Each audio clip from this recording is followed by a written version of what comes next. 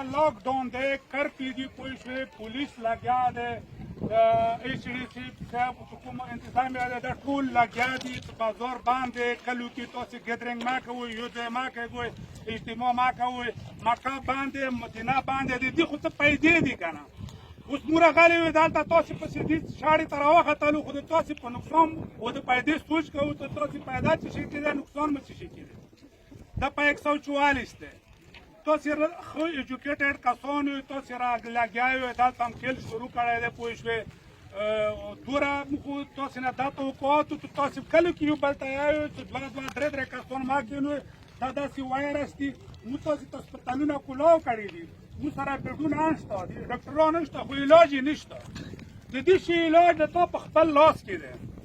که ته خپله ځان کنټرول کوې خپله ځان ته خلکو نه بلایې خپل کور کې قرار کې نه خو ته به محفوظ وې کنې امریکې غونې سوپر پاور چې کوم دي هغه یې طاقت نه لري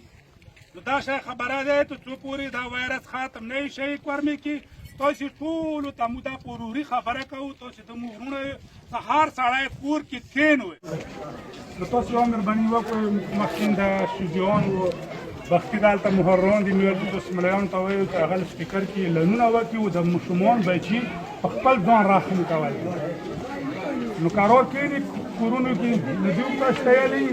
نن مو تور ورو دلته پوسټ پیل شروع دي کې اهمه فریضه د تاسو د ملایانو کوی تاسو موږ سره تعاون وکړئ دي کې د خلکو کوم دي دیو چې دغه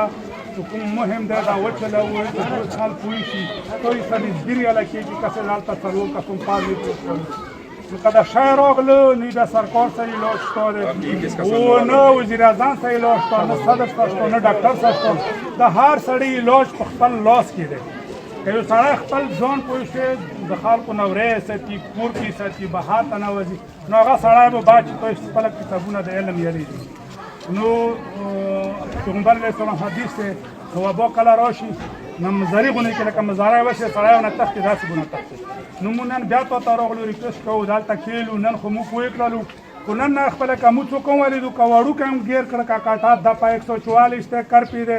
بیا ته څوک مو ونیولو بیا به مشر نه به زه بیا د ملا خبره مانو نه بیا د مشر مانو نه بیا د کشر مانو نه به د پلار مانو نه به د ورور مانو بیا به زه ارست کوم خو چلنوم به که 3 میاشتې که 4 میاشتې بیا ورباندې د پېښې لپاره ضد نو موږ دا ته پورته راغلو ریکویسټ کوو چې دا کومه محله دی دې کې ووایه چې کوم جوماتونه پرې قایم کېږي مولوي صاحب دا ټول تا ته ولاړ شولو ټولو مولویانو ته وایي چې بچي مه خېږي کلونو ته مه خېږي دلته 3 ځای د یو بل نه لرې ودرېږي نو موږ دا ریکویسټ کوو دې ته چې موږ سره دا تعاون